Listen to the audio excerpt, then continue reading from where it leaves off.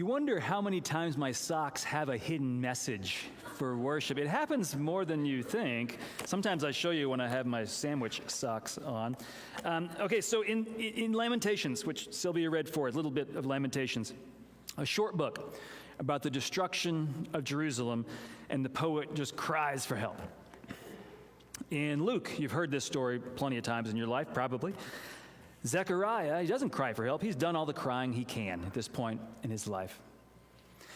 In Lamentations, the poet's world, the city, his country, the symbol for his faith, his way of understanding the world, what's right and what's wrong, it's all just falling apart right in front of his eyes. And so in Lamentations, the poet cries to God, help, do something. I don't know what's going to happen next. I'm lost. I need your help. I need you to show up in my life. Even in those short words, you just feel the evocative calling. I need something. In Luke, Zechariah, he's done all the praying he's got. He's cried all the tears he's got. He's just going to work with his head down. He's just going to keep going. You got this sense that he doesn't know what's going to happen next, but he's just going to be resigned to deal with whatever comes because he's sad, he's getting older, the dreams they had didn't come about. One vignette, the public catastrophe, literally everything, the buildings around them are falling. People are in so much pain. People are losing homes. Some are losing rights. Some are losing their life. The other one in Luke, it's very personal. I would say it's private, what they're going through. For many of you, these questions of fertility have been private, but in those days, their neighbors knew what was going on. He's getting on in age. They don't have a kid yet. He's probably somewhere around my age. They don't have a kid yet, and the people are thinking, neighbors, the immediate neighbors are probably compassionate, but everybody in the city knows. There's just things you just know. You just know that if there's something wrong with your health, you probably did something wrong. You got cancer, it's probably your fault. You're poor, it's probably you should have worked harder. Your job went off, it's probably your fault too. They just knew it was his fault, it was her fault, and not only did they deal with the pain, they dealt with the shame. So these are two pretty different situations, two very different feelings, Lamentations and Zechariah. And maybe you've been in both places. Maybe you've been in one of those places. Maybe you're in one of those places right now.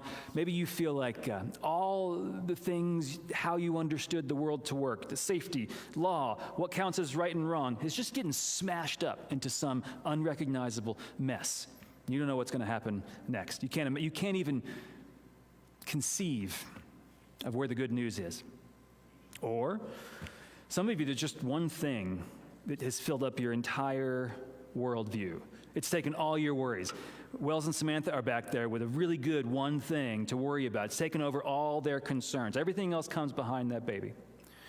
A lot of us, this one thing just kind of sucks the life out of us. And whether we give our heart or whether we give our soul, it just takes over. And in the face of chaos, in the face of emptiness, these two stories, God responds the same way to both of them, pretty much the same. Do not be afraid. Do not be afraid. Angels say it all the time in the Bible. It's probably the most common phrase throughout Scripture. Do not be afraid.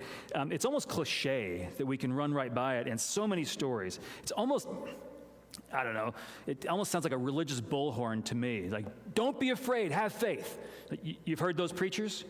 Don't be afraid, have faith. You've heard those therapists? You can do this, I believe in you. You've heard those friends just pat you on the back. You've got this. I've seen you get through it. You can do it. I don't think that's really what God is saying in these two spaces. I don't think that's the tone or the takeaway. I want you to think about the voice of God that you've heard let's just start with Hollywood. Let's start with movies. So, most famous voice of God in this generation is probably Morgan Freeman, right? Yeah? Resonant, approachable, kind, in charge, always in charge, but lets you do some things. A little earlier than that, one of my favorite movies, which tells you something about me, but Dogma. In Dogma, Alanis Morissette is God, and they say that her voice, God's voice, is so powerful, it just blow your head off. So instead of God's voice, Alan Rickman, as an angel, is the voice of God, and he is sardonic and prophetic and still in charge, even though expecting something from you. In Chronicles of Narnia, Aslan is the God figure. Liam Neeson, boy, that's a manly voice there, isn't it? And that God is both gentle but wild. That's the word that C.S. Lewis uses to describe this gentle God that is wild and able to roar whenever roaring is needed. In The Shack or The Matrix, the God figure is about the same. It's a caring old woman with a bless your heart attitude, because women of a certain age, well, they don't suffer fools. And those gods in those stories, they're caring, but they're direct. There was a movie in the early 90s. I'm going to guess no one has ever seen it because I haven't seen it, but I've read about it. It's called Switch, 1991, Switch. Oh, yeah, I got some heads nodding over here. In that movie, the voice of God is portrayed every time as a man and a woman saying the same words together. So there's this haunting otherworldliness to the voice of God. In 2014, really dumb movie, Exodus, God and Kings. I hope you didn't watch it. It should have been good, because like Christian Bale is my favorite actor, and it had Sigourney Weaver, Ben Kingsley, somehow John Turturro was in there, and I'm like, I don't really understand that casting in this, but it should have been really good, but it kind of stunk, except for God. In this movie, God was an 11-year-old boy. Kind of innocent, kind of pure, mischievous, mysterious. So that's Hollywood's taking, that's their swing at what God's voice could sound like. And I'm sure there's good reasons for all of those. There's times in our life when I would love to have God speak in those kind of ways. But if you're in Zechariah, or if you're in the poet of Lamentations situation, what do you hear from God? In your life, when you've heard the voice of God, whatever that means, in whatever healthy and holy way that it can mean, whenever the Spirit has spoken in soul language to you, what has that sounded and felt like? Some people in my 20-something years of ministry, some people will say, oh, the voice of God is demanding. It's just what I needed to get out of a situation. Or it's demanding. It pushed me right out of the church, which might not have been the voice of God, might have been the voice of something else. Some people told me that God is very convincing, and it has convinced them of faith. Or, in that place, argument was the last thing they wanted. Some people have told me that the voice of God is not a voice at all, but an overpowering light that somehow balances fear and trust and peace and danger. But for any of you who've been in the situation like Lamentations or Luke, for those of you who are dealing with pain or loss or fear or giving up or just an overwhelming new responsibility, my experience, and so many that I've heard, most people that say that God has carried them through despair, is that God is empowering, not in charge. God is encouraging, definitely not authoritative. God is gentle in those times when we need gentle. A couple weeks ago, I was on my pilgrimage. A couple weeks ago, I was in Crestone, Colorado. It's the most spiritual little town in the world. We went to Buddhist and Hindu and Christian and Shumei. It's a totally different religion. We went to all these places and did a course on meditation. It's the most spiritual town anywhere this side of Bethlehem. And it was also just happened to be hunting season in Colorado. So all the hunters were up in the woods with their orange and whatever they do, and all the deer were in town just sticking their tongues out, just like staying safe as could be. So like this, my second day here, I kind of opened the door to our little cabin, and I just opened the door like you would, and there's a deer right there. And I kind of scare it. It jumps back a little bit. And you know exactly the tone of voice that I had, and you know exactly the content. You can imagine exactly the content which I spoke to that deer. I said, it's okay, little deer. It's okay. I'm not going to hurt you. And she started to lean in and look a little bit. And I said, yeah, you can have all the grass you want. I'm going to go inside and let you have some time here.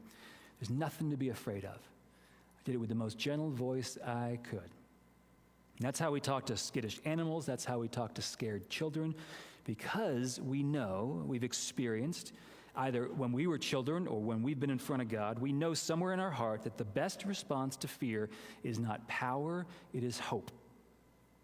The best response to fear is, we're going to get through this together. And whatever you believe about God, Wherever you are on the spectrum of these two stories that Sylvia read, shock and anger and resignation and abandonment, your heart knows that God's voice calls you softly to believe in yourself, back to trusting in a world that cares more about healing. God's voice calls you from very natural, very realistic fears. The world is full of them. But God's voice calls you to a sublime and unreasonable resilience that we call spirituality. The next day I opened the door more slowly, no deer. The third day I opened the door more slowly, and there it was. The deer was back again. There she was, less reactive, more curious.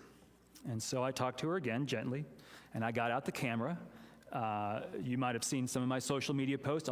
Maybe we'll post one of these on the church post here. I think that the deer thought the camera was food. Don't feed wild animals, but it worked for me. She just came right up, and she was so courageous. I never could have said, "Be brave. Please, dear, be brave." I never could have offered her a prize to be brave, some kind of deer heaven to be brave. I never could have threatened her with some negative consequences. If you don't be brave, you're going to have something to cry about. I never could have convinced her. I couldn't argue her into bravery. All I could do, and maybe God's greatest trick with us, is to just meet fear with tenderness and to let her take steps forward back into a shadow of love. Now, what does that have to do with Advent as we step toward Christmas? In the great story that we know and we'll read again, we'll refer to many times over this next month, in this great story there were people. The context is there were people who were terrified of a rotten government who's taken over their space. Soldiers marching around to intimidate racial minorities.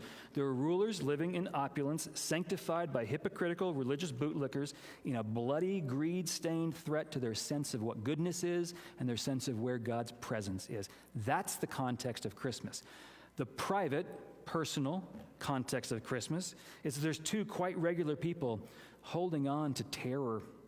A crisis, not in blind faith, mind you, but deliberate and anxious, this emotional annihilation, this moral confusion. And right there in the space there, in that space, those spaces, God shows up not with power, not as a king, but as a baby, with innocence. For whatever screams he had, we sing the story of Silent Night.